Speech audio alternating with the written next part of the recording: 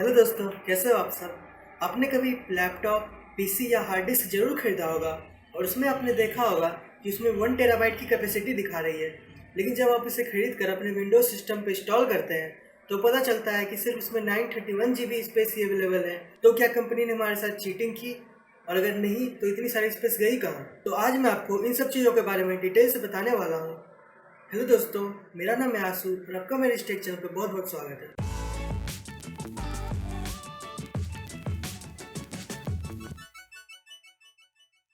अगर मैं ये कहूँ कि वो कंपनी सही कर रही है, आपको 1 टेराबाइट स्पेस ही दे रही है, तो थोड़ा अजीब लग सकता है, लेकिन ये सही है। मैं बताता हूँ। जैसा कि आप जानते ही होंगे कि 1 मेगाबाइट में 1000 किलोबाइट होती है, 1 गीगाबाइट में 1000 मेगाबाइट होती है, 1 टेराबाइट में 1000 गीगाबाइट होती है। अब आप सोच रहे होंगे कि अरे 1024 होता है ना। तो हाँ, आप सही हैं। आपने MIB का नाम तो ज़रूर सुना होगा, मैन इन ब्लैक नहीं। MIB का मतलब होता है मेबी बाइट। उसी तरह MIB की तरह KIB होता है कीवी बाइट, GIB होता है गीबी बाइट और TIB होता है टीबी बाइट। तो ये सब तो किलोबाइट, गीगाबाइट और मेगाबाइट से काफ़ी सिमिलर लग रहा है। तो हाँ, ये काफ़ी सिमिलर है भी। एक तरफ स्टैंडर्ड SI यूनिट है जो कि किलोबाइट, मेगाबाइट और गीगाबाइट है, तो एक तरफ IEC यूनिट है, international electrotechnical commission. MIB, GIB, KIB ये एक्चुअली कंप्यूटर्स की ही यूनिट है, क्योंकि आप जानते ही हैं कि कंप्यूटर में 2 बाइनरी डिजिट्स होती हैं। तो इसमें IEC के अनुसार इसमें बेस 2 की होती है। तो जैसे 1 मेबी बाइट है, तो 1 मेबी बाइट में 2 टू दी 28th पावर मतलब कि 1024 कीबी बाइट।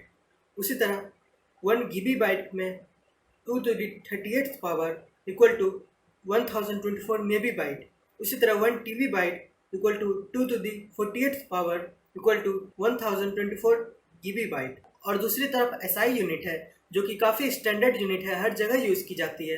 इसमें 10 की बेस होती है। जैसा कि आप जानते ही होंगे कि 1 किलोमीटर में 1000 मीटर, 1 किलोग्राम में 1000 ग्राम। तो उसी तरह यहाँ मेगाबाइट, गीगाबाइट में भी होगा। इसमें 1 kilobyte equal to 10 to the 3rd power equal to 1000 bite.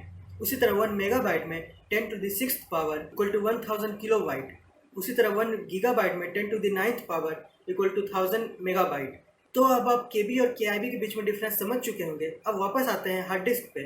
तो जैसा कंपनी ने कहा है कि 1 टेराबाइट है, मतलब टेराबाइट के हिसाब से 1000 गीगाबाइट। तो अब डिफरेंस देखते हैं। तो SI यूनिट के हिसाब से 1 टेराबाइट में 10 to the 12th power means इतनी बाइट, और IEC के हिसाब से 1 टीबी बाइट में 2 to the 48th power means इतनी बाइट।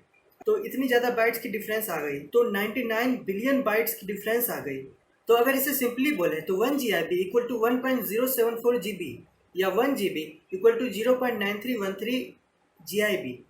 तो अगर हम इस 1000 GB को GIB में कन्वर्ट करेंगे तो 1000 को 0.9313 से मल्टीप्लाई करेंगे तो हमें निकल कर आ जाएगा 931 GB।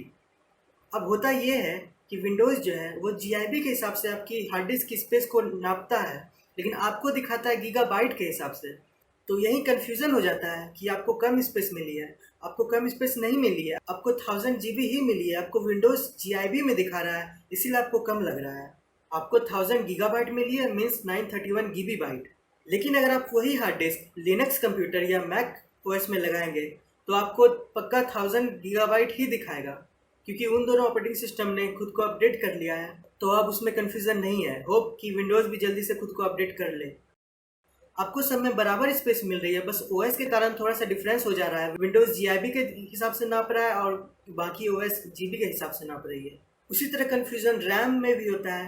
रैम की कंपनी एडवर्टाइज करती है कि 4 GB है तो 4000 मेगाबाइट होनी चाहिए, लेकिन वो लोग देते हैं 4096 मेगाबाइट। मतलब वो MIB के हिसाब से दे रहे हैं लेकिन बोल रहे हैं MB के हिसाब से। तो इसी तरह के दो तरह के टर्म से हम लोग को कन्फ्यूज़न हो जाता है। एक कॉमन टर्म है KB, MB, GB, उसी में हम लोग सीखे हुए हैं। और MIB, GIB के बारे में बहुत सारे लोग नहीं जानते, लेकिन वही रियल 1024 में काउंट होता है। MB, KB में तो 1000 में भी काउंट कर सकते हैं, 1024 में भी काउंट कर सकते हैं। कोई कंपनी आपको 1 GB कह के 1000 मेगाबाइट भी दे सकती है, कोई कंपनी आपको 1 GB कह के 1024 मेगाबाइट भी दे सकती है। तो ऑनेस्टी पे निर्भर करता है कौन सी कंपनी टर्म का फ़ायदा उठा रही है और कौन सी कंपनी ऑनेस्टली आपको पूरी की पूरी स्पेस दे रही है। इसी तरह की कन्फ्यूज़न होती है इंटरनेट स्पीड में। MBPS और MBPS दोनों सुनने में एक तरह की लगती है, लेकिन दोनों में काफ़ी डिफरेंस है। तो उस कन्फ्यूज़न के बारे में मैं आपको दूसरे वीडियो में बताऊंगा। तो आई होप कि आपको मेरा ये वीडियो पसंद आया होगा। अगर आपको ये वीडियो पसंद आया तो प्लीज़ लाइक करें, अपने दोस्तों में शेयर करें और प्लीज़ इस चैनल को सब्सक्राइब करें ताकि मैं इसी तरह की टेक वीडियोज़ लेके आपके लिए आता रह सकूँ। तो आज के लिए thanks, have a good day.